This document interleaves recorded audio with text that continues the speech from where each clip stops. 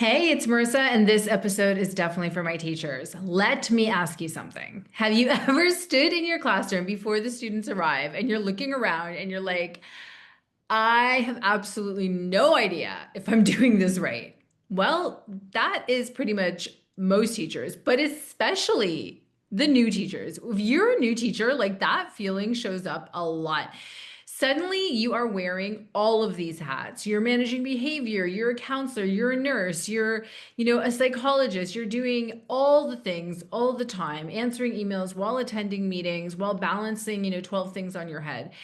And somehow you have to have the energy to still go home and make dinner. So if you are like all of us were when we started teaching and you feel like you're juggling flaming torches, the truth is you're not alone. And that's why this conversation with Bridget is so, so, so important. So, Bridget Gengler, who I'm speaking to, has this incredible book out at the moment called You Have a Story to Tell. So, we're going to talk a little bit about that book, but we are especially going to talk about building relationships, both with your students, with yourself, with your colleagues, social emotional learning, building connections with the kids. How do you make it work when you're a new teacher? How do you stay calm? What are the strategies that Bridget has used, that I have used to get us past the incredibly challenging parts at the beginning of teaching? So if you're a teacher who might be struggling, particularly if you're a new teacher, this is the conversation for you. Let's get into it. Okay, good morning, everybody. So today I'm joined by Bridget Gengler, an instructional and intervention coordinator from California, who's not only supporting teachers every day, but heading back into the classroom herself this year. Bridget, thank you so much for joining us. How are you today? I'm doing great, Marissa. Thanks so much for having me. Amazing. I want to start a little bit by discussing your book. I had the opportunity to read it, and it's just so beautiful to help children find their voice. I love the illustrations. So with the book, you have a story to tell. What inspired you to write it? And if you could just tell the listeners a bit about, yeah, what is it about? Sure. It was inspired by my students. It was really thinking in mind of the quiet voices, those brave storytellers, those children that are still learning to develop confidence. Um, I grew up a very shy and quiet child. So I always made it a mission in my career as a teacher that I wanted to make sure that those kids like me had an outlet and had a way to share their voice and be seen, because many times in the classroom I just felt invisible. So I didn't never wanted that to be something for those children, especially those quiet or shy children. So the book is basically a love letter to all my students that I've ever taught, and to any reader that's reading it, about having sharing your voice, sharing your stories, that your voice matters, that you matter, that we all have stories to tell, and we need to be able to express that and share that with the world. um, it's also written for teachers. I began at the very beginning of the opening cover. There's a letter to teachers, just thanking them for honoring their students and honoring their voices, as well as there's a whole bunch of different ideas that things teachers can do within the classroom after they read the book. Things that I've incorporated throughout my career to help instill that confidence in kids to be able to tell their stories. I So really that's love what you say about helping children be seen that are feeling invisible, because I think, especially today, where teachers are so overwhelmed with a lot of behavioral issues in the classroom, those children that are not in any like having meltdowns or difficulties in class are kind of getting lost, right? Because as the teacher, you focus so heavily on the children that are acting out. You don't intentionally miss those kids, but they do kind of get pushed to the back because you don't have a choice. Right. Yes, and they can easily be forgotten. So it's a really, you have to, as an educator, you have to be intentional with that and really make sure that you're still seeing them and honoring them and that they feel seen. Yeah, no, definitely. So I know like you have worked with the position that you've had the last couple of years, like you've worked closely with teachers and now you're heading back into the classroom. So with regards to new teachers and, us being, veteran teachers, what do you think new teachers are struggling with the most right now? And what advice would you give to a new teacher who's finding it more challenging than they had expected? Well, I think one of the things that is a struggle, and I believe it's a struggle, it's been a struggle, it's always a struggle for new teachers, is really classroom management. It's like, how do we manage the whole classroom with a group full of, here in California, we have, K through third is 30 students, Oh, wow. and fourth through fifth has 35. So it's that managing that, how to be able to create those expectations where the students are going to flourish and learn and thrive. So that classroom management piece it seems to always be a struggle. And I think that that just comes with experience, Yeah. with just learning, getting in there, and getting into the trenches and learning how to, there's a lot of trial and error with that. What works best for you? And sometimes what worked best one year doesn't always work Yeah. the next year. And finding those different strategies of things that you can implement for different groups of kids. But I think the biggest challenge is just that overwhelm. This job is a big juggling act. We have so many hats that we wear. Not only do we instruct, but we have to be the disciplinarian. Sometimes we've got to be the parent. We got to be the nurse. We have to be the counselor. The There's counselor. all these Yeah. different roles that we have to play that can be overwhelming, especially for a new teacher. And also, just there's a lot of demands. So not only, are we expected to instruct, but then there might be within your district, there might be other demands that are given.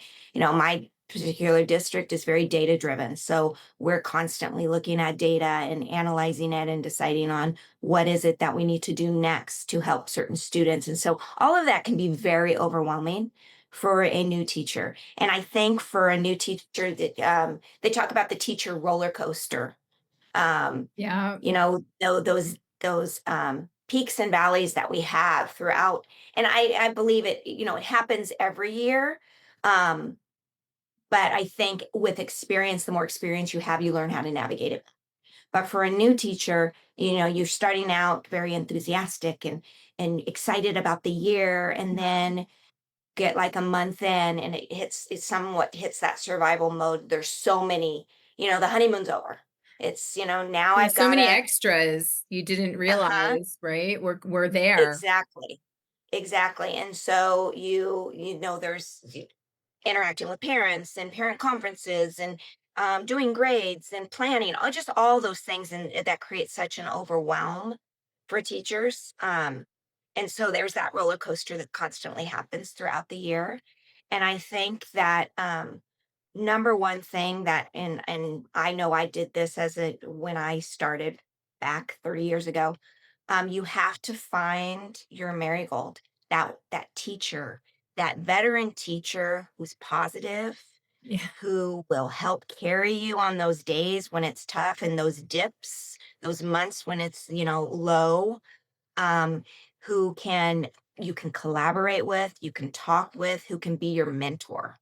I think you really need to find that person, and you need to find your people with your other colleagues as well. Yes. Because I know, yeah, I know just with my years of experience, I can think back to each set of years when I taught different grades, because I've taught from second to fifth grade. Um, and I think about my teacher besties, as we call them, those people that just were there for you. And I think you have to find those people because they're the ones that help carry you, especially in those low points. And yeah, Yeah. you need to be able to identify who they are, because our this job's never ending. It's we take it home with us no matter if we want to or not. Even if you're physically not taking work home, mentally, you have it in your mind. I mean, I can think of countless nights where I would, wake up in the middle of the night. Oh, I needed to do that, or I need to do this tomorrow, or oh shoot, I forgot to take care of that for this child, or how am I going to help this child? It's constantly running in your head, and it creates that overwhelm, and that can lead to many things. The burnout and just uh, the loss of steam, the loss of wanting to keep going. So I think finding those people who can help you and walk with you, Yeah. especially in your first years, finding those veteran teachers who've been through it, I think who can also, really help you. when you look for those veteran teachers, number one, look for people who are positive. You have to try to find someone as positive as possible, because if you find a teacher who is just constantly telling you about all the negatives that are going Right. on, you're going to be even more overwhelmed. And sometimes those teachers are not necessarily even at your school. There are teachers online, there are Facebook groups, Right. there's Instagram, you know, find the posts that talk about what do you like about being a teacher, right? Actually seek those Right. posts out, like positive posts about teaching, because you need to motivate yourself to how do you deal when you wake up in the middle of the night? What do you say to yourself? I mean, I got to the point that it was just like, oh, that's not right now's problem. And I would just put it to the Yeah. side, right? But it took me a little bit of time to figure that out, and it helped when people could tell me this is what I do. Made a difference. Yes. And going back to, your dreams or waking up in the middle of the night, I think that's also where you have to learn to prioritize what's important today, Yep. because we have a long list of things we have to do, and there is just no way in a day or even in a week we could get through everything. So it's learning how to prioritize, deciding what is the important things that need to get done now. Yes, yeah. um And the wins of the day, like celebrating the wins. There were some days where my win was like, all the kids are alive and they all went home. And I was like, win. Like, you know. And right, it's and I think okay, right? It's just getting through. You have to kind of it's a life, it's such a life thing, being able to get through and really celebrate the positive things that did happen that day and not be so hard on yourself, because your list is never ending. Whatever you got done, it's okay. exactly. Yeah, and I think going back with thinking about the positives, I always call it the Yeah. joys that I find within the day. What were some things that I could celebrate in that Yes. day? And that's really important, to keep that positivity going, because it's so easy to fall into the negative. And It's if you surround so yourself easy. with people that are in the negative, it's really easy to get caught up in that. And I think also taking time for yourself is really important. We have to remember that we need to prioritize ourselves. And, if we have a family, we need to remember, they need us when we get home. And so, and your friends, it's just taking time to, and just, doing things for yourself is just as important. And I know I've learned throughout the years that I choose 1 or 2 days where I will stay late, where Mm. I'm prepping and planning, and I get as much done as I can for the next days or the next week, but I don't do it every day, because if I do it every day, I'm just going to be burnt out by the end of the week and have no energy at all to do whatever, I want to do during the weekend or spend time with the important people in my life. So I try to decide, okay, this is the day I'm going to stay late and get things done. I think you have to really create that for yourself, and finding those people, as well as finding those teachers to collaborate with, bounce ideas off of. Yeah. If you're working with, within your grade level, find the teachers where you can plan together, where you can kind of divide up. I'm going to Yes. plan this. I'm going to plan the ELA. You can plan the math, and we'll come together. It's just so you're not doing everything, because there's so much that we have to plan. Yeah. So it's really, collaborating with others as well, No, because the 100. overwhelm Yeah. And finding those people, like, really, like, surrounding yourself with as many people as you can who make you laugh, who, you know, put you in a space where it's like, don't take it all so seriously, right? Because in the end, it's you are the one that matters. You are the one that matters, and you have to look after yourself. I know it's sometimes harder said than done, but it is the most important. You are the most important person, and it's every day you have to, like you said, look for those joys, look for those moments that actually worked out, and you know, don't be so hard on yourself. It's okay. So I think, yeah, I think looking at, I know we've talked also about, like, with connection, moving into just like social and emotional learning with the kids.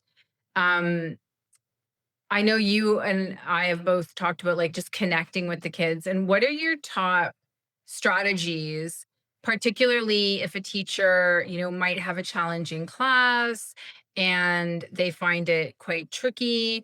I've had a few podcasts recently about breath work with kids, and I personally, I don't know if you've ever tried it. It was not around really a lot when I was teaching. It was not something we did, but I feel like if I were in the classroom right now, it is something I would consider to help just with that emotional regulation. Yeah, so what do you think? Yes, I agree with that. I when I was in the classroom, I didn't use as much as that as I should have.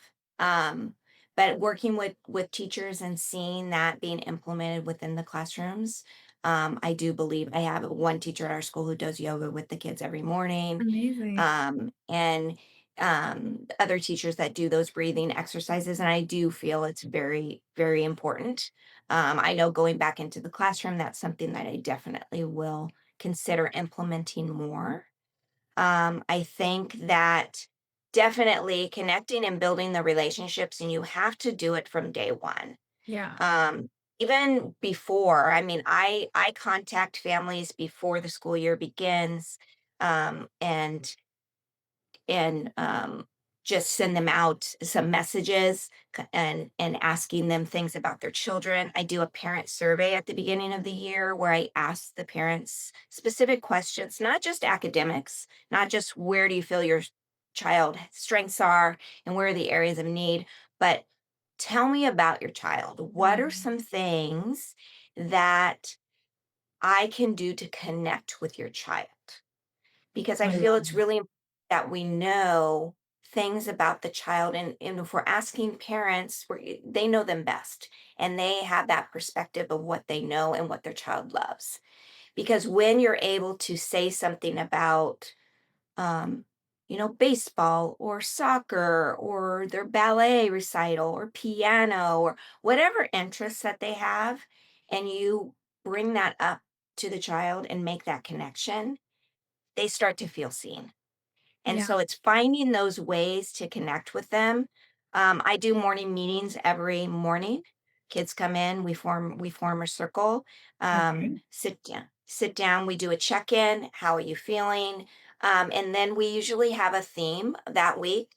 Sometimes it's so that like perseverance. The theme might be about perseverance, or it might be about kindness Do or you come up with courage. those themes and then just kind of, do you do that? Yes. Like, okay. Uh-huh. I come up with those themes. Sometimes I'll find a very short video that might be relevant to the theme, and we watch that first, and then we sit down in the group and we talk about it. We might do different activities that revolve around the theme, and I allow kids to share their voices, and I make it very specific to all the children that when someone's sharing, we need to listen. We need to let them share because I want them all to feel that their voice is important. On Fridays in that morning meeting, I do an all share. So I allow every single child to share one thing that happened that they want to share, whether it's what they're going to do over the weekend, how they're feeling, what's coming up in their life, just something that they want to share with the class. But I also make it an option. So I tell them if you don't want to share, you just say pass and we'll move forward, because I'd never want them to feel like they're obligated to share, especially for those quieter children. Right. Because if you make them feel safe and comfortable, eventually they're going to share. Right. Eventually it'll get to the point where they feel comfortable doing it, but you have to give them that option, to make them to really make them feel like they matter and they're important and they're seen, and in a non-threatening way. Um, I have a quick question. Like, so uh, during the week, because obviously Friday you do all share, because it would take a little bit of time to have all the kids share. Let's say the majority share. right. Do you during and I can hear some teachers saying I'm not going to have the time. I know. Um, and in my head, as where kids are today, the social and emotional learning, it's almost as if you need to make the time because Yeah. it's better that something else kind of suffers than in their day than this, because it's getting to the point where this is becoming the most important thing that they have to do. So anyways, so during the week, do you have, say, today it's like 7 kids turn, like you pick 7 popsicle sticks out of the jar or something like that, and each day it's a new set of kids except for Friday? Yes. So, um, on during the week, it's just I pick a couple kids. Okay. And usually I've done it different ways where I have my list of names, and we might ask them. So I have a leader for the day, and the kids learn how to run the meeting. Oh, So I like. after we do it for a little bit, then I hand it over to the children to run, and I just am kind of the facilitator. So one thing that I've done is I'll have the list of names, and they'll just call on that person. Would you like to share today? I Would you love. like to say anything? And that person, if they don't want to, no, I pass. Okay, and we move to the next one. So we kind of do it that way. And I only pick a few students because yes, time is essential. And we can't spend an abundance amount of time. I've struggled in that area because I believe it's so important that I've had to figure out how to make sure that the time is utilized appropriately, and that it's not too much time because we have so many other things to do.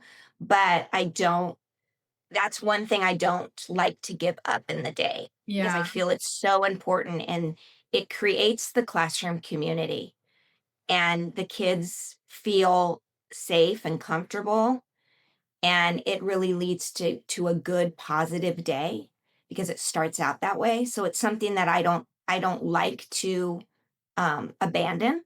There are days, there's some, an assembly's going on, something else where we might have to, but then the kids look forward to it too. So if you Yeah. don't do it, they're asking, why are we not doing it today?" Yes. So so yes, but I feel it's essential.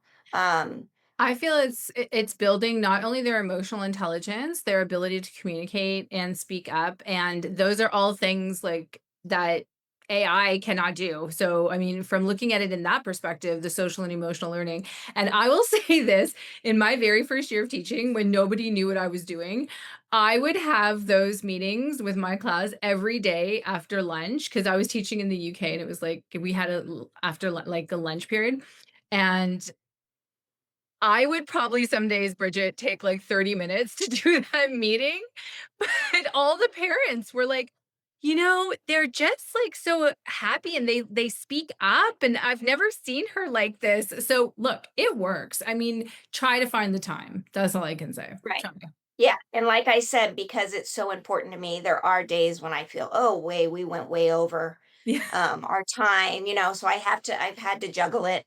My last, time when I was in the classroom before, I actually had a co-teacher. There was 2 teachers in the room, and um, we had to figure out, and, she was sometimes my timekeeper. It's like, "Okay, we gotta keep it on schedule," because it was very easy to get drawn into it because the Yeah. kids were enjoying it as well.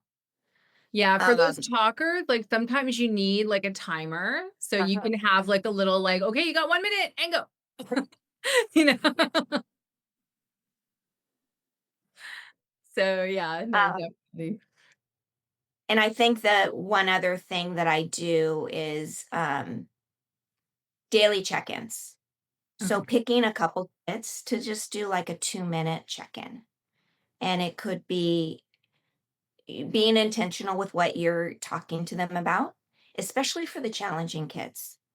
If you meet with them a couple times a week and just kind of check in on them, connect with them, find something again that being very intentional, finding something again that you can make that connection where they feel like you really see them. Um, it makes a world of difference. So Wow. I try to do that as well, especially with those kids that, because with the challenging kids you really have to learn how to build that relationship. Absolutely, Otherwise, you absolutely. And you have to learn, I think, not to take their behavior personally. I right, That's a really big one because it's easy to, if they say something negative, that to take it personally. And you have to remember they're just acting based on their external circumstances. And often it has literally nothing to do with you. It's something that happened at home or something to that effect. right. There's always an underlying issue, Yeah. and it's trying to figure out what that is. Yes. Yeah, no, 100%. So I know we've touched on this a little bit, but what would your advice be to a new teacher who's struggling with a toxic work environment? So you know how sometimes you can actually go to a school, the environment is quite toxic, and then you will move to another school. Because sometimes I've said the only advice I can give you is look for another school if the environment is really that bad. Have you ever experienced something like that? Or, I mean, personally, I've always had the teacher besties in there to like work through things with. I've never had a school that's been completely toxic. But if I did, like, my advice would be you need to find a new school if it's really that bad. Would you agree with that or would you give different advice? No, I agree with that. I think there's levels, I think, of toxicity, where it could be just that negative, low morale, but Mhm. then there could be other issues. And if there's something that's going to be damaging or hurtful, then I would say yes, you need to seek help. You need to find a new place because that's definitely not the place for you.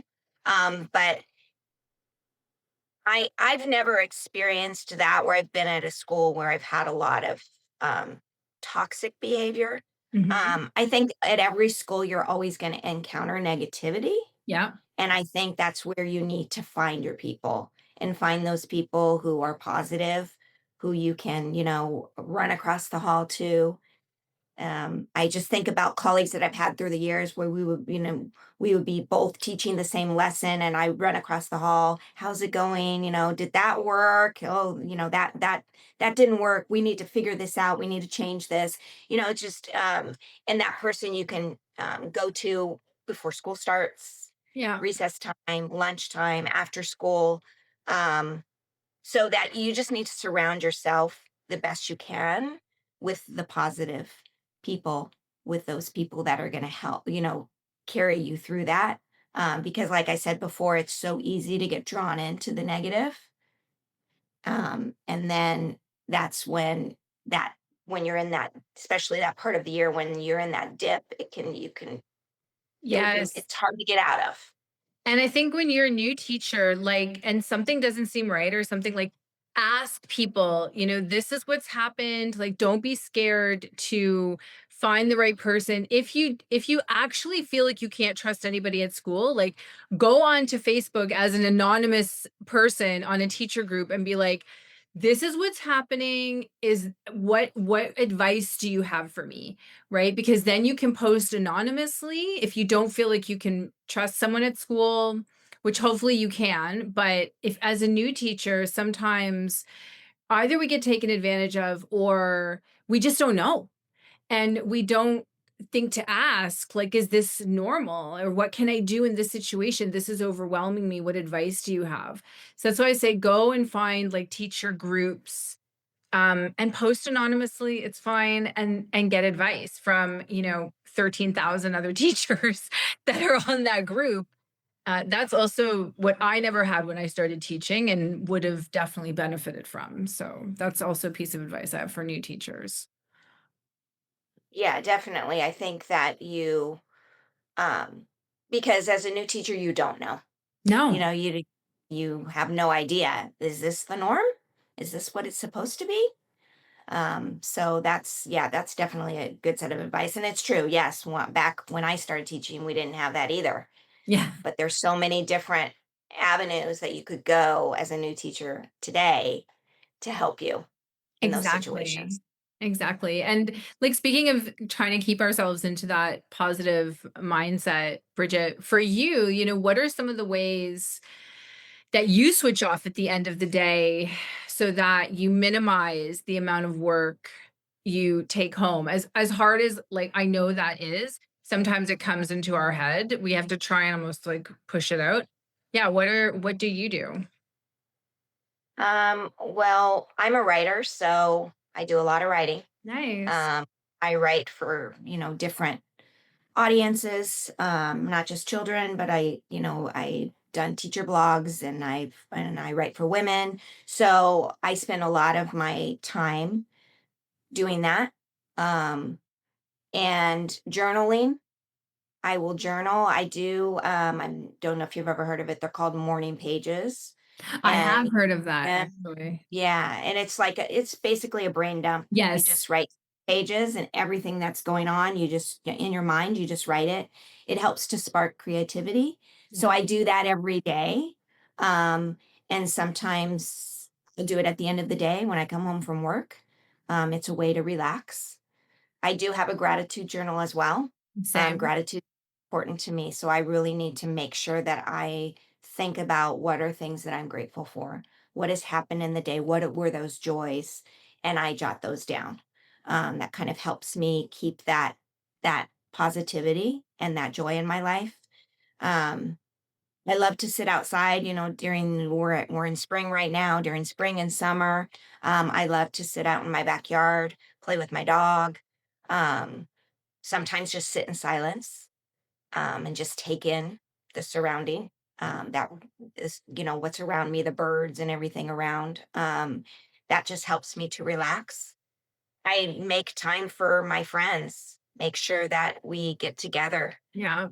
whether it's going for a walk or whether it's, let's meet up for coffee or for dinner or let's go shopping after work. Things like that, just scheduling that.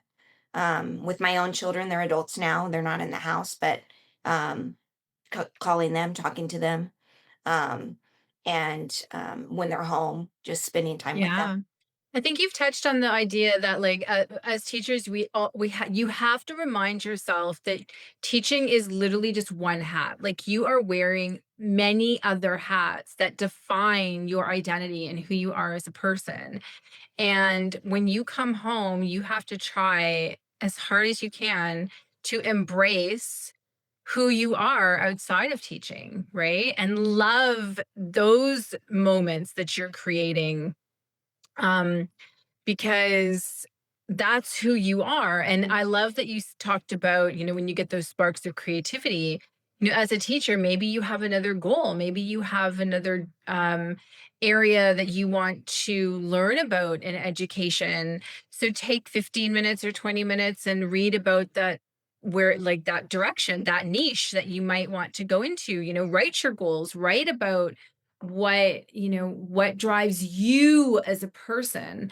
Don't go home as try your best, I should say don't try your best to not go home and keep your teacher hat on.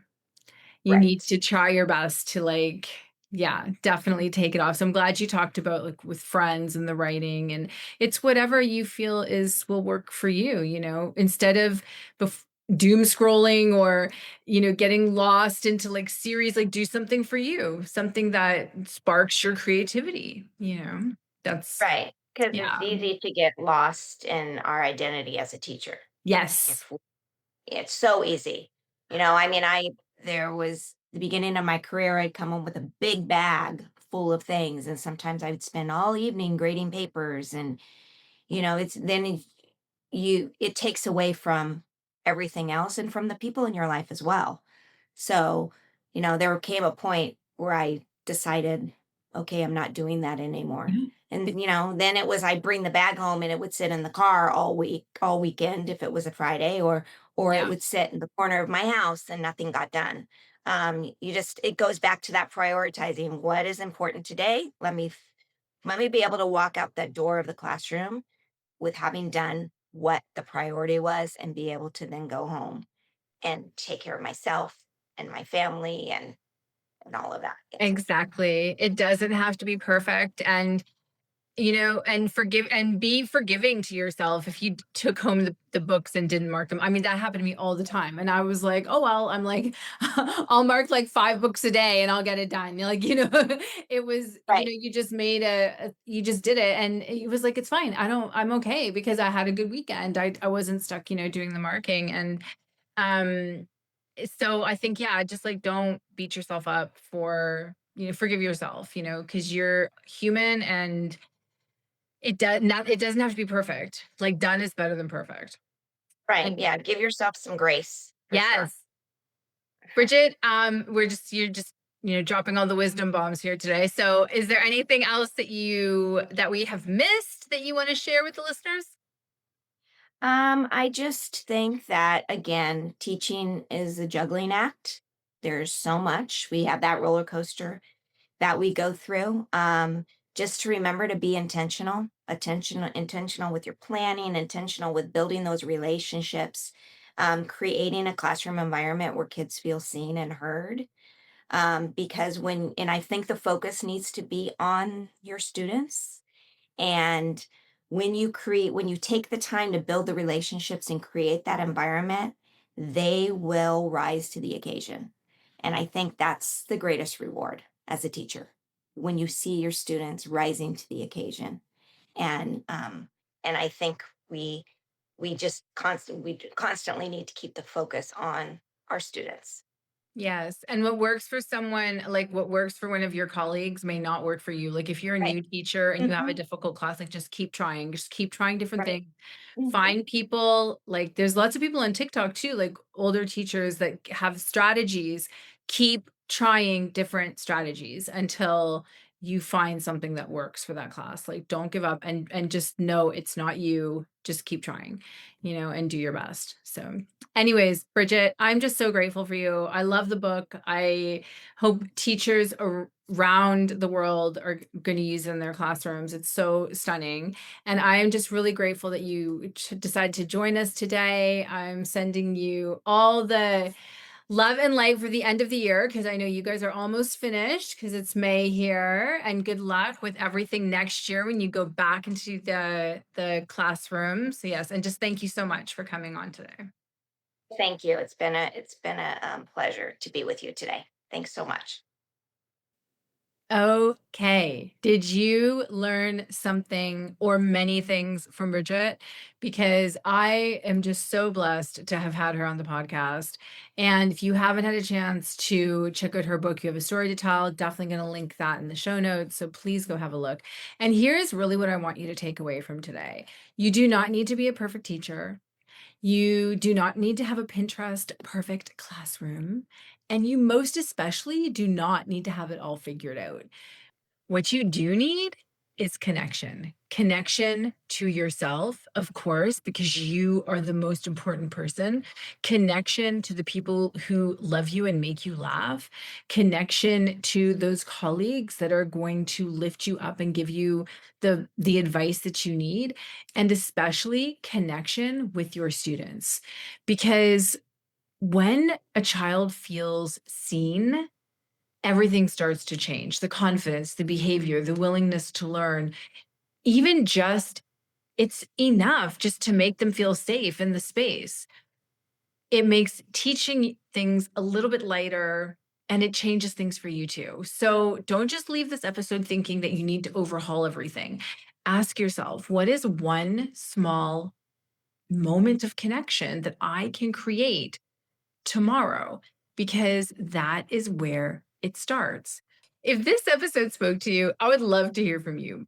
Message me, share your thoughts, tell me what you're trying in the classroom. Please, any advice that you have, put it in the comments so that we can learn. We are in this journey together because sometimes the smallest support can make the biggest difference. Sending you all the love, and I'll see you in the next episode.